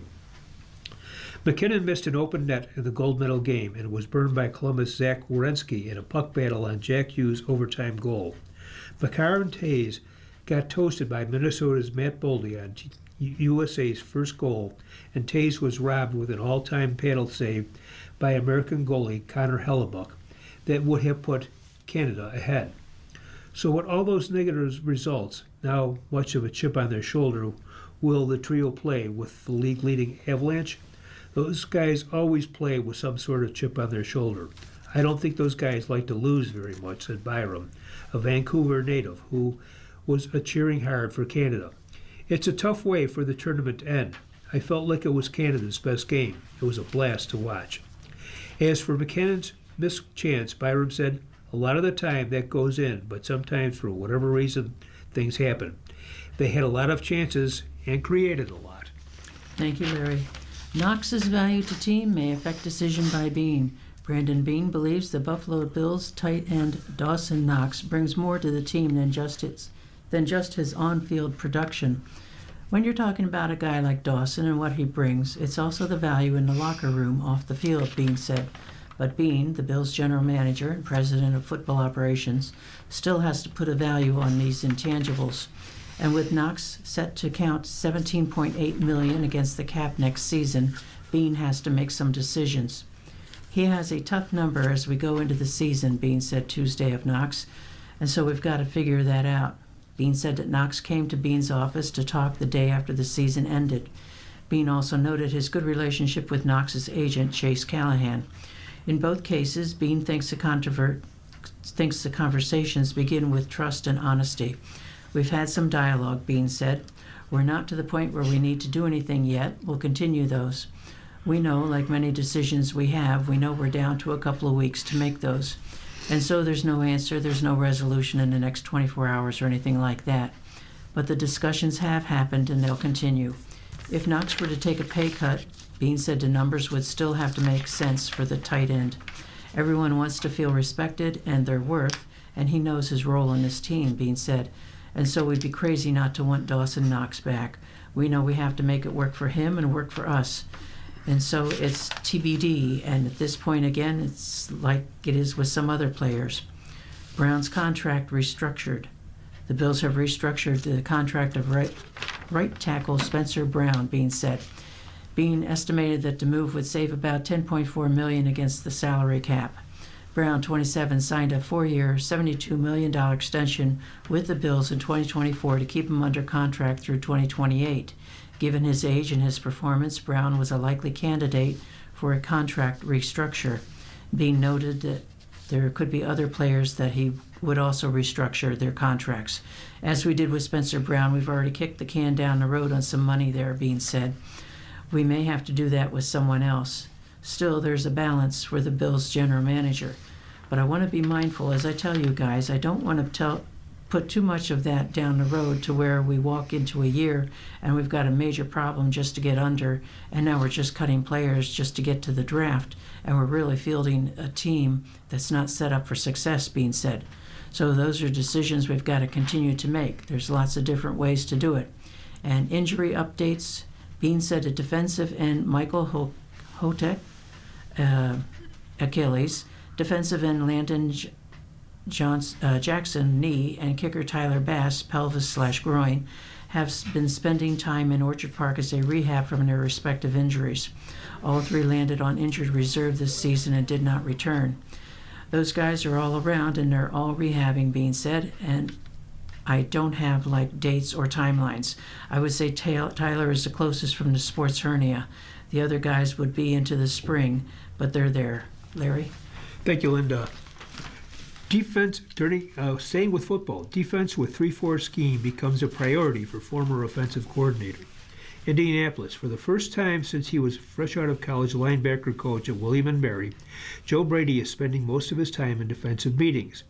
The new leader of the Buffalo Bills wants to learn every nuance of the 3-4 scheme that his defensive coordinator Jim Leonhard has started to build since Brady became the youngest head coach in the NFL. By no means is the Bills' offense satisfied with its results and production in 2025. Brady knows that teams around the league are going to study video in the coming months to try to figure out how to stop Josh Allen and James Cook. While Brady meets with his defensive coaches, the staff on offense watches video to analyze and provide unfiltered feedback on what improvement must be made. The collaborative process Brady explained to reporters Tuesday at his first NFL scouting combine in Indianapolis gave everyone outside of Bill One Drive a glimpse at the way he's balancing his duties as their play caller on offense and overseeing the entire operation as CEO. And the insight he provided should have been music to the ears of a fan base that too often saw the team's defense fall apart in the biggest moment of games. Though we won't know until April or until August what the Bills' defense under Leonhard will look like, Brady explained there's a clear vision of the personnel and mentality that will start their DNA. Fixing the defense is a priority. This week in Indianapolis sets the stage for a pivotal offseason that will determine whether the roster will have the pieces it needs for the plan to translate to the success on the field. There's a versatility with it, and there's some guys that might have been used in some roles in the past that, hey, we think that they can do some other things, Brady said. But it's a lot of projections right now, too. You've got to do it. So that's where we're at right now, figuring out what some of the base defense looks like and moving some of the guys in some of those roles and skill sets. But it's also what's exciting. Wholesale changes are not coming to the roster. Leonhard chose the Bills over other job openings because the video showed him that the cupboard has talented players who can fill specific roles on his defense. Christian Benford and Maxwell Hairston are at cornerback. Cole Bishop had an outstanding year two at safety. Greg Rousseau is an edge rusher with the potential to produce double-digit sacks. Some players' roles and positions are going to change, though. Taron Johnson, a nickel corner, is an option to move to safety, in part because Bishop's skill set gives the Bills the option to play someone whose strength is lining up near the line of scrimmage. Rousseau is going to move around the defense because Leonhard and Brady want their best pass rusher to be in on more one-on-one situations. Javon Solomon, a pass rusher entering his third season, is a better fit for a 3-4 scheme, said the general manager and president of football operations, Brendan Bean. Nose tackle looked like a glaring need, but Brady suggested Tuesday that Leonhard identified several rostered players who can excel at that position. Make no mistake, though, the Bills' focus this offseason needs to resolve around the defense. The positional needs don't change with Sean McDermott's firing. Inside linebacker, edge rusher, and safety were going to be near the top of Bean's shopping list no matter who led Buffalo in 2026. But the players Leonhard values in his defense are going to be different than McDermott. A.J. Epinesa, Joey Bosa, Matt Milano, Shaq Thompson, Tre'Davious White, and Jordan Boyer are among the team's free agents. Thank you, Larry. You're listening to a reading of today's Buffalo News on your Niagara Frontier Radio reading service. The time is 10:33. On to Asking Eric. Couple gives man cash gift. Man sends it to a scammer. Dear Eric, during our morning walks, my husband and I became acquainted with Ron, a homeless man who always sits on the same bench and always has a cheery hello. During the holiday season, we decided to gift him a box of homemade candies and a Christmas card with $200 in cash slipped inside. I've imagined him treating himself to a decent dinner or buying something nice. We knew nothing about Ron except that he seemed sweet and sober and appreciated our little gifts. Recently, from several reliable sources, we've discovered that Ron has been sending money, including his VA checks, to a woman in China in the hopes of getting her to come to America and marry him. People have repeatedly tried to tell him that this is an internet scam, but he refuses to listen. I find it upsetting that our money is being handed over to a scanner somewhere. My inclination next holiday is to continue to hand him the cookies and the card but not the cash. I figure it's just $200 less for some heartless con artist to steal. My husband, however, objects. He says it's none of our business how Ron spends his money. If this gives Ron purpose or pleasure, then who are we to interfere? Our reward should be in the giving and nothing else.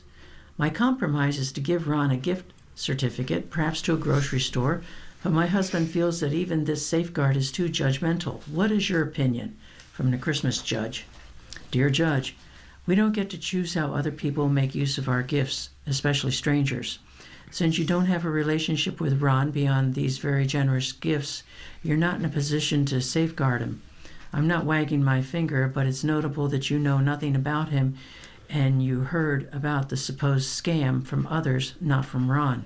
He's not shared this part of his life with you. What you might do is ask him, what do you need? Or is there some place from which you'd like a gift card? This way, you can be more confident that you're meeting him where he is without trying to police his spending. Dear Eric, I have a friend who is driving me and other friends to the brink with her persistent negativity. This has been going on for years, but is much worse lately. We are all retired, and this friend has substantially better off financially than the rest of us. Despite this, everything is a litany of poor me and nonstop negativity. No one else has suffered grievous losses as she has, and we have. No one else is as burdened with problems as she is. We have our own issues and deal with them. No one experiences as much pain, suffering, loss, misfortune, or tragedy as she does. Literally every conversation ends up with her listing a multitude of problems, all featuring her as the victim. When we try to gently point out that they are financially secure or have many blessings to be grateful for, it's just a doorway to yet more complaining, whining, and poor me. It's clear she's depressed, and it's also clear that the medications and counseling she's receiving are not helping. We've tried patience, listening, kind boundary holding on topics, and redirection.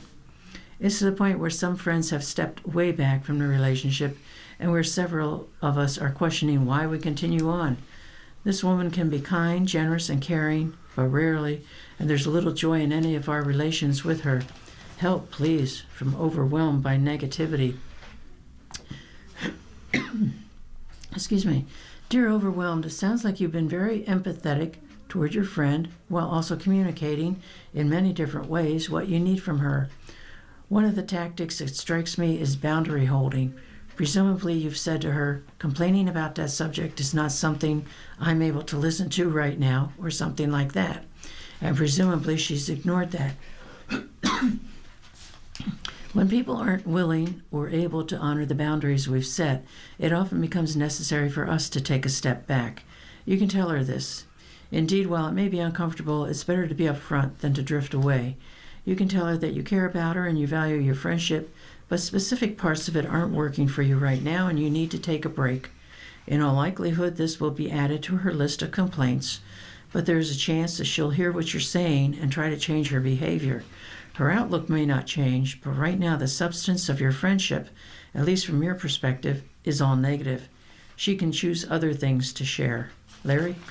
Thank you, Linda. After build-up order, Trump has to make a decision on Iran. After ordering the largest American military buildup in the Middle East since the onset of the Iraq War, President Trump now has a decision to make on Iran. The options before him now appear relatively well established, confirmed in vague terms by the President himself during the informal question and answer sessions over the last several weeks, and described in more detail by people familiar with the matter. They range widely, with some carrying significant risks, and he's hearing sometimes conflicting advice from allies, advisors, and foreign counterparts. Everything that has been written about a potential war with Iran has been written incorrectly and purposefully so.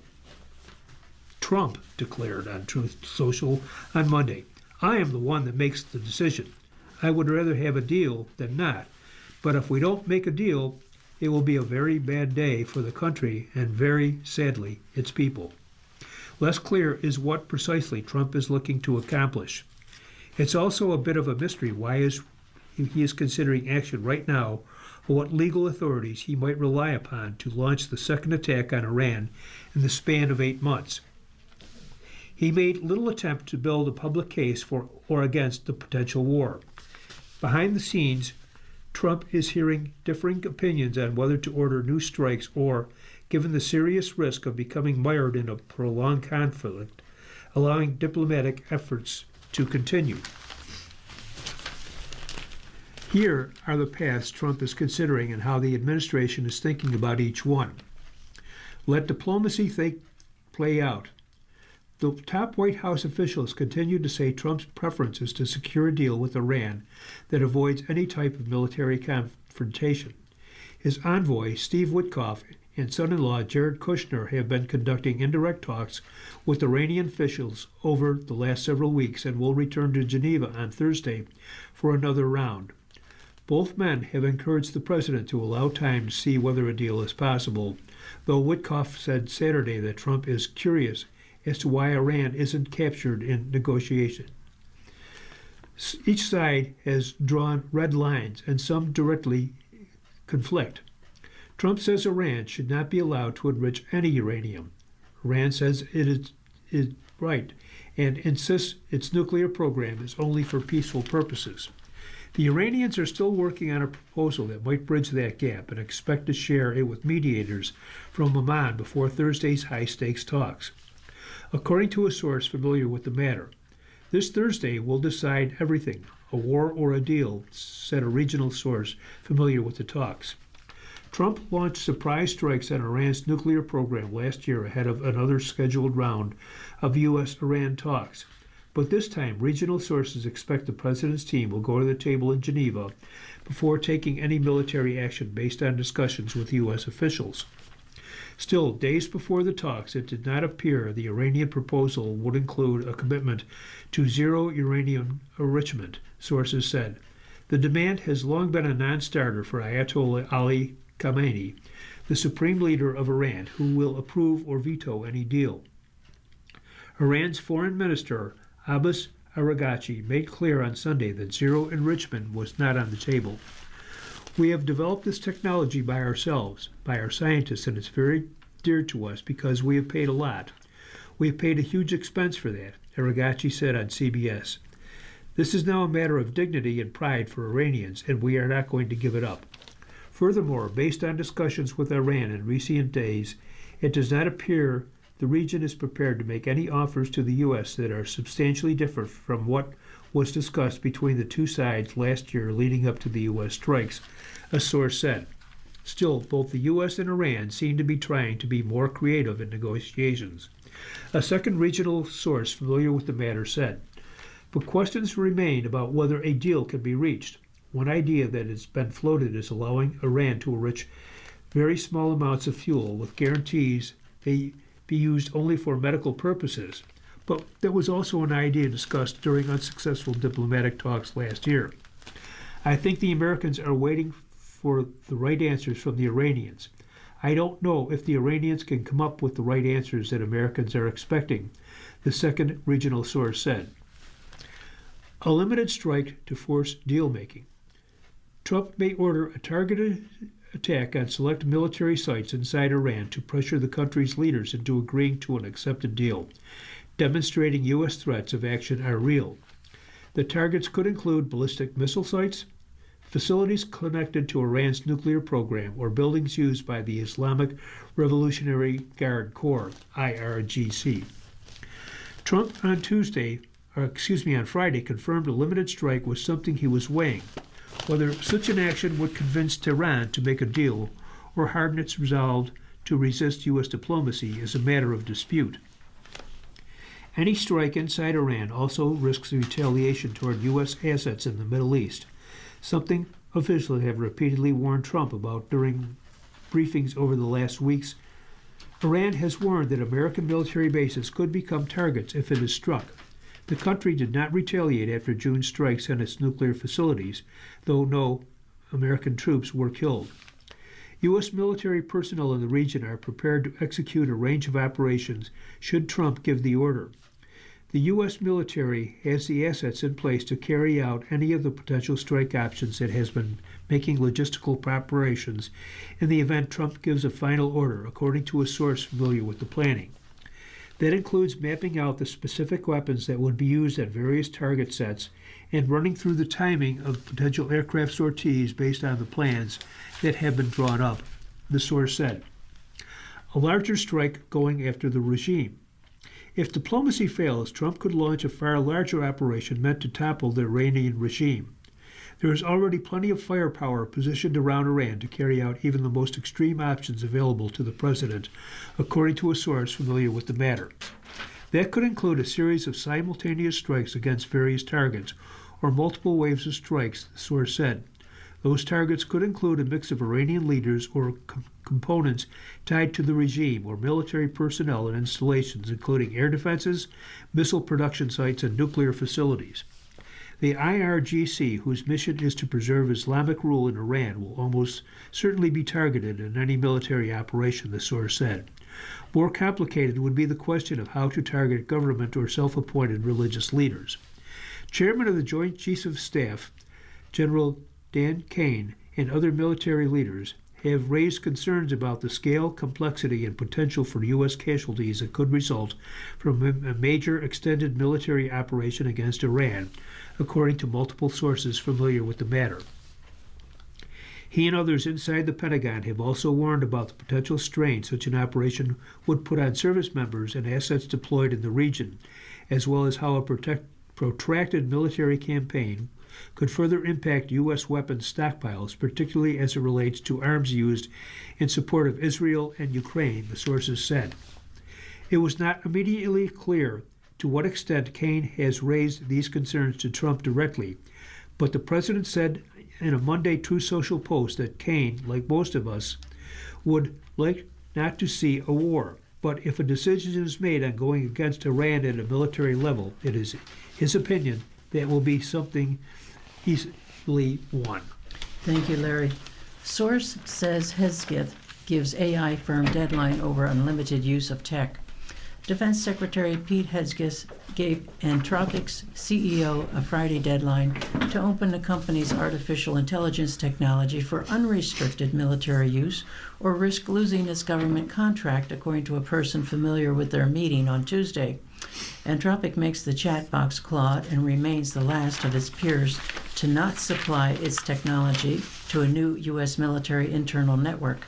CEO Dario Amandi repeatedly has made clear his ethical concerns about unchecked government use of AI, including the dangers of fully autonomous armed drones and of AI-assisted mass surveillance that could track dissent.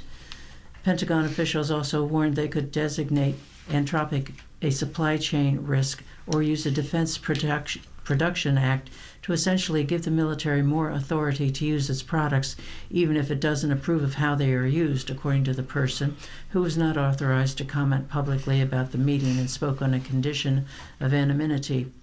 The person called the tone of the meeting cordial, but said Amodi didn't budge on two areas he has established as lines Anthropic won't cross: fully autonomous military targeting operations and domestic surveillance of U.S. citizens. It underscores the debate over AI's role in national security and concerns about how the technology could be used in high-stakes situations involving lethal force, sensitive information, or government surveillance. It also comes as Hegseth has vowed to root out what he calls a woke culture in the armed forces. A powerful AI looking across billions of conversation from millions of people could gauge public sentiment, detect pockets of disloyalty forming, and stamp them out before they grow, Amodi wrote in an essay last month.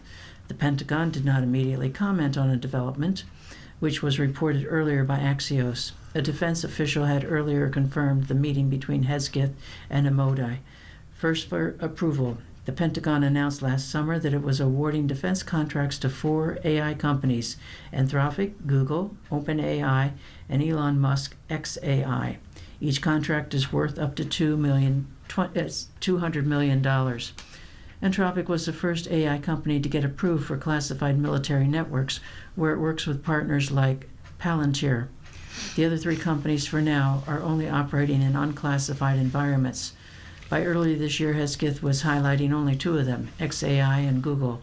He said in a January speech at Musk's science spaceflight company, SpaceX, in South Texas that he was shrugging off any AI models that won't allow you to fight wars. Hegesius said his vision for military AI systems means that they operate without ideological constraints that limit lawful military applications, before adding that the Pentagon's AI will not be woke. The Defense Secretary said Musk's artificial intelligence chatbot, Grok, would join the Pentagon network called GenAI.mil. The announcement came days after Grok, which is embedded into X, the social media network owned by Musk, drew global security scrutiny for generating highly sexualized deepfake images of people without their consent. OpenAI announced in early February that it too would join the military's secure AI platform, enabling service members to use a custom version of ChatGPT for unclassified tasks. More safety-minded. Anthropic has long pitched itself as more responsible and safety-minded of the leading AI companies ever since its founders quit OpenAI to form the startup in 2021. The uncertainty with the Pentagon is putting those intentions to the test, according to Owen Daniels, Associate Director of Analysis and Fellow at Georgetown University Center for Security and Emerging Technology. Anthropic's peers, including Meta, Google, and xAI, have been willing to comply with the department's policy on using models for all lawful applications, Daniels said. So the company's bargaining power here is limited, and it risks losing influence in the department's push to adopt AI. In the AI craze that followed the release of ChatGPT, Anthropic closely aligned with President Joe Biden's Democratic administration in volunteering to subject its AI systems to third-party scrutiny to guard against national security risks. Modi, the CEO, has warned of AI's potentially catastrophic dangers while rejecting the label that he's an AI doomer. He argued in the January essay that we are considerably closer to real danger in 2026 than we were in 2023, but those risks should be managed in a realistic, pragmatic manner. Anthropic and Trump at odds. This would not be the first time Anthropic's advocacy for stricter AI safeguards has put it at odds with President Trump's administration. Anthropic needled chipmaker NVIDIA publicly, criticizing Trump's proposals to loosen export controls to enable some AI computer chips to be sold in China. The AI company, however, remains a close partner with NVIDIA. Trump's Republican administration and Anthropic have also been on opposite sides of a lobbying push to regulate AI in U.S. states. Trump's top advisor, David Sachs, accused Anthropic in October of running a sophisticated regulatory capture strategy based on fear-mongering. Sachs was responding to X to Anthropic co-founder Jack Clark, writing about his attempt to balance technological optimism with appropriate fear about the steady march toward more capable AI systems. Anthropic hired a number of ex-Biden officials soon after Trump's return to the White House, but it's also tried to signal a bipartisan approach. The company recently added Chris Liddell, a former White House official from Trump's first term, to its board of directors. Larry? Thank you, Linda. House rejects bill requiring air locator systems. The House failed to approve a bill Tuesday that was crafted after last year's mid-air collision near Washington, D.C. to require all aircraft flying around busy airports to have key locator systems to prevent such crashes. The collision of an airliner and an Army helicopter killed 67 people in January 2025. The Air National Transportation Safety Board has been recommending such automatic dependent surveillance broadcast systems to be installed since 2008. The bill that already passed the Senate would have required aircraft to be equipped with a system that can receive data about the locations of other aircraft. The complementary ADS-B out system that broadcasts an aircraft's location is already required. The families of the victims who died when an American Airlines jet collided with an Army Black Hawk helicopter strongly supported the measure. But the Airlines for American Trade Group, the the military and major general aviation groups that represent business jets and small plane owners backed a competing and more comprehensive House bill that was introduced last week. Tim Lilly, whose son Sam was the first officer on the airliner, said he's really disappointed, but he and other families will continue to press for meaningful reforms and stronger requirements in the House bill. We're going to end up back here having the same conversation because of another mid-air is what's going to happen. Hopefully, fingers crossed, that doesn't. You've been listening to a reading of articles and features from the Buffalo News for Wednesday, February 25th, 2026. We read the Buffalo News live on weekday and Sunday mornings at 9 a.m. and rebroadcast at 4 p.m. For more information, call 716-821-5555. Your readers today have been Linda Ranella. and Larry Beenan. Thank you for listening, and please continue to stay safe. If you or people you know shop at any of the Dash's supermarkets, please save Dash's register tapes for radio reading. Our agency receives $2 for every $100 in Dash's register tapes. Radio reading has raised thousands of dollars so far. Anyone can drop off their Dash's tapes to the Niagara Frontier Radio Reading Service at 1199 Harlem Road, Cheektowaga, between William and Clinton Streets. Or Dash's tapes can be mailed to the Niagara Frontier Radio Reading Service at 1199 Harlem Road, Cheektowaga, New York, 14227. Any questions on Dash's tapes for radio reading? Call us at 716-821-5555, and thanks for caring.